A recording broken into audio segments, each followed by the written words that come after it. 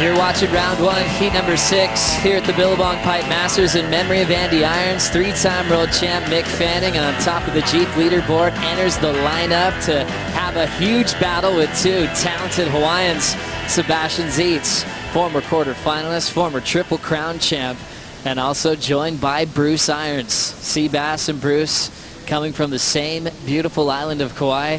They've seen a lot of each other, and Bruce has a ton of street cred here at Pipe. Well, Potts, things already got underway with Mick Fanning.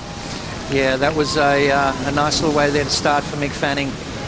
Driving through bumpy, lumpy, hard wave to ride right there for Mick, but Mick's so solid on his feet. Gets the ball rolling straight away. Right behind him, Bruce Irons pulls in maybe a little deeper, not as long though. So for me, it's a split decision on the way they judge these opening rides right now. You see the technique Bruce uses, very similar to John, very similar to Jamie O'Brien. I think they all learnt that from Bruce Irons. That's right, Bruce started it all. Just so refreshing to see Bruce in a jersey here at Pipe once again. Back when he made the decision to leave the tour, it was heartbreaking watching Sebas here now. No hand on the bottom turn. He'll grab the rail, but a little bit too deep. So Sebas gets his first attempt on the board, but still leading the charge. Bruce with a couple of waves, and also Mick Fanning getting in the mix. Were won by Bruce's older brother, Andy. Won in 2002 and won in 2005. Fanning looking now. Locks in deep at back door. Plenty of room to stand tall as he drives through a beautiful section. That's what I was waiting to see.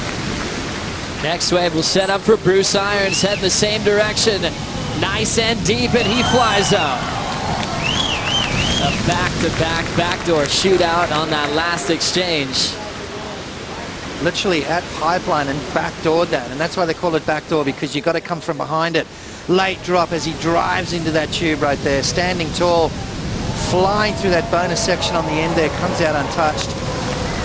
There's that claim. That's about as much as you're going to see Mick Fanning claim. And right behind him, Bruce Irons sneaks up underneath it, double barrel, and then has to fight his way through the end of that. So it is looking like a Mick Fanning Bruce Irons shootout right now. You can see how quick he had to react, Joe. It was split-second timing right there from the takeoff to just sneaking under the lip.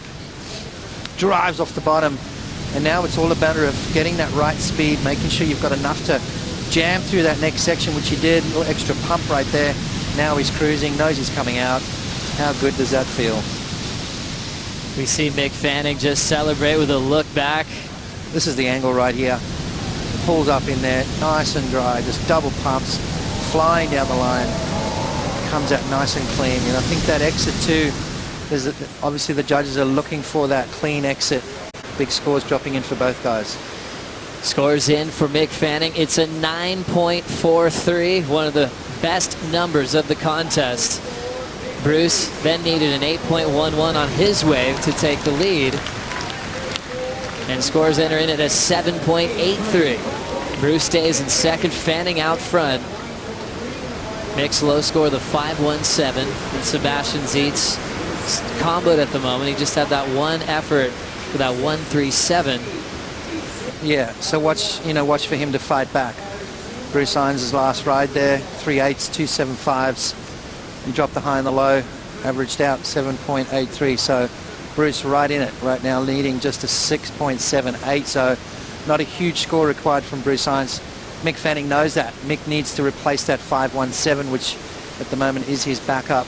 Fanning right now starting to move around a bit. Priority is with Sebas if he wants it, and Sebastian Zietz will use it here, going back door. Glides right in on the takeoff. He'll try to punch out with the high line exit, but he's down. Wow, interesting right there. I think Sebas maybe just try to stay in a little too long. You've got to make sure you get that exit, otherwise it's... Very true. As we had a little wave ridden, this is Sebas, Potts. Yeah, nice little slide in right there. Good positioning from Sebas. Just a 3.0, so Sebas still got a lot of work to do, needing a combination of 14.61. So he's got to go back to the drawing board. He needs, a 7 and an 8 will get him back into the game. In fact, he doesn't really have a weakness apart from just little mistakes. Little opportunity now for Bruce Irons. Locks in perfectly, a backdoor, super deep. And that one's going to race on down the line without him.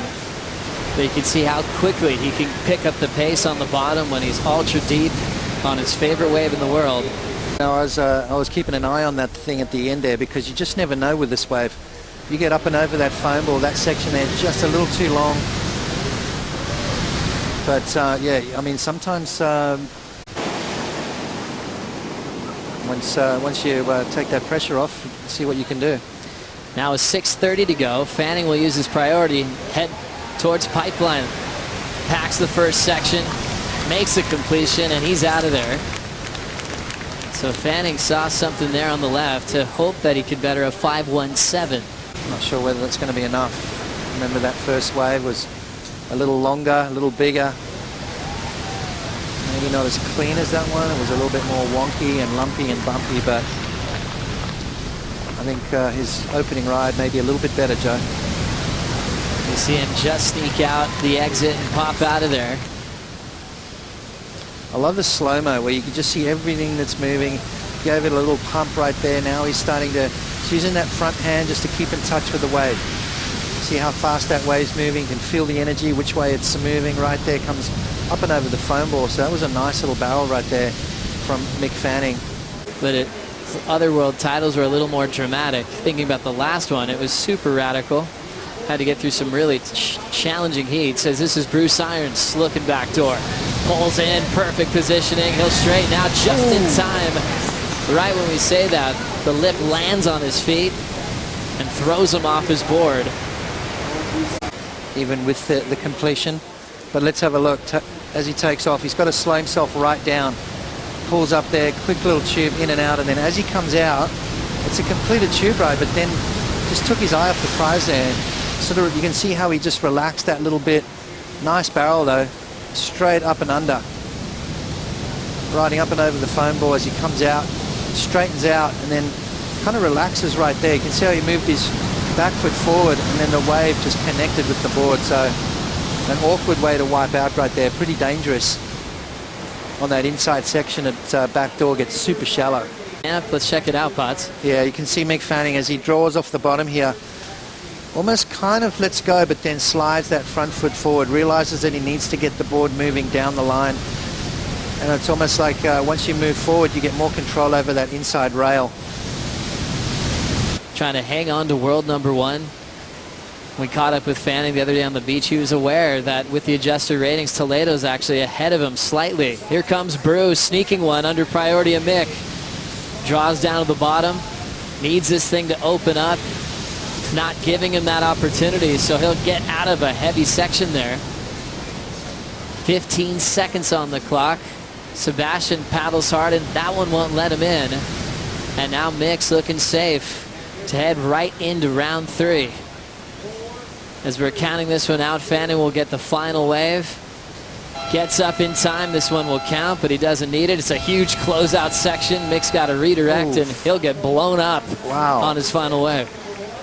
Yeah, you got to watch out doing that kind of stuff. Mick had did everything right. We saw Keiko yesterday taking off in a very similar kind of wave, getting hurt right at the end there. So Mick's got to be careful not to do anything silly. Well, Mick Fanning on top of the Jeep leaderboard survives a heavy battle against one of the most dangerous wild cards in the business.